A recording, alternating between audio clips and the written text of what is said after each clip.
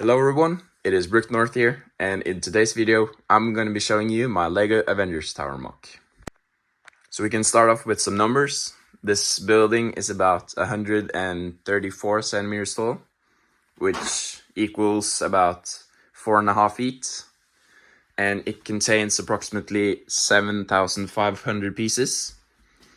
And I think it took me around 100 hours to design and 15 hours to build. But this project started a long time ago. It started about 5 years ago now. I just watched all the Avengers movies, and I'd seen some YouTubers making Avengers towers themselves that were like 3 feet, 6 feet. I especially remember watching Alex Nunes buying 4 of the set and then building a massive, incredible Avengers tower. And like, I absolutely loved it, and I so wanted it myself. But I was also like, I want to change this, I want to change that. So I really want to try it myself and then like make it even more accurate than what other people had done. But 5 years ago, I didn't have the space for it. I wanted to have it in my city. As you can see here, I have a little city. But yeah, I didn't have the space for it. But then 3 years ago, I think, no, two years ago, I changed the layout, and then I had space for it. So then I decided, like, I have to make it. It's been a dream of mine for 3 years now. It's like, I really, really want to make this thing. And I understood it's gonna be big and amazing, but it was also gonna be extremely expensive. So I thought, okay, maybe it's gonna cost me like maximum $500, probably less. I was completely wrong, since it's 7,000 pieces, and each piece costs on average like 10 cents. It becomes closer to $1,000. I think, yeah, I've spent probably 700 and then used a lot of my own pieces as well. But I'm super happy with this result, and I think it's absolutely worth it. And I think it's gonna look cool in my city. It's probably gonna look a bit too big. My old skyscraper already is a bit too big for a city, but I think it will look cool. So stay tuned for that. And if you like what you see, I will most likely have made instructions for it when this video comes out. I will have changed some things about it because it's some parts that I'm not so happy about. Like, it started just with this little piece here that I'd need to remove to make the circle go the whole way.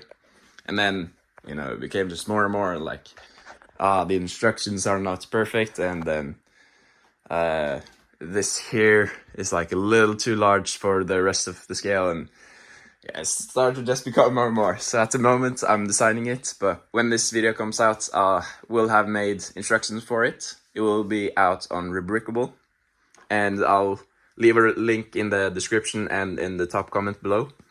So if you like it, go ahead and check it out. But yeah, let's just start going through the different parts of it, and we can start from the bottom here. So yeah, all of these windows here, I looked at the pictures from the movie, and I counted how many windows it was gonna be across and how many tall and where it goes inwards. So it's quite movie accurate. It's some places it's one window too many, and some places it's one window too not enough, but in general it's as accurate as I was able to get it. And yeah, so for me that was really important. And I also really want to have this curve not being made out of like bricks, because then it becomes really thick and it becomes not so smooth. So I want to make it as smooth as possible and as accurate as possible. So I've counted like where the windows need to go in, and then I've made a curve that fits that. And then if we go here, the front window curves inwards, which is thus in the movies, and this here is rounded off, which is also accurate. And then another of the most important parts for me was that this here was like a bigger curve than just the panel pieces. So I've used these 1x4 hinge pieces to make the curve go all the way around. It should have been like a little bit bigger, so I didn't use a 1x6 here. So it's like, should be half a circle, which stops like at this point. But if I did that, that would have been really difficult, because then this here has the curve around the building, and I think it works. You don't think about it. And yeah, if this building does not contain an interior except this little hangar bay up here, which is quite movie accurate. Like this building is not to minifigure scale, but I wanted the hangar bay to be like sort of minifigure scale. So then it's like, it's not completely accurate, but it is.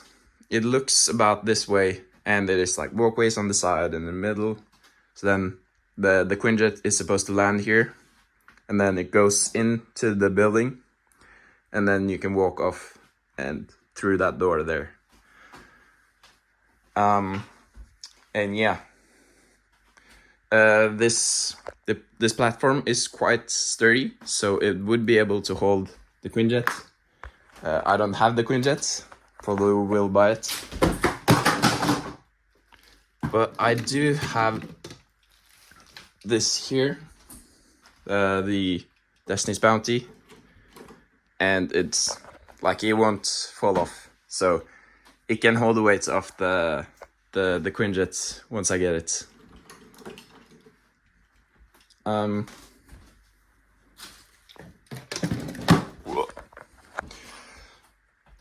Yeah, moving upwards, I have these stripes, which it is in the movies, and yeah, I try to make it as accurate as possible.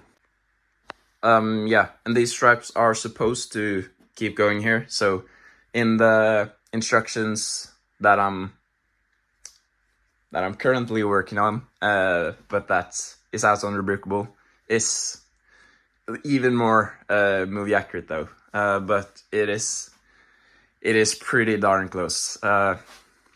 Yeah, I don't think it's much more to say. I can stop talking now, and I can have a little, like, just video of the rest of the Avengers Tower. But yeah, hope you liked it. Yeah. One more thing, actually. So, this whole structure is like, it's quite thin. It's like 28 studs across, I think, and it's really tall and quite like wide this way. But it's actually really sturdy. So it wobbles a little bit, but that's there's no way around that. But it won't fall over. And that is because I have.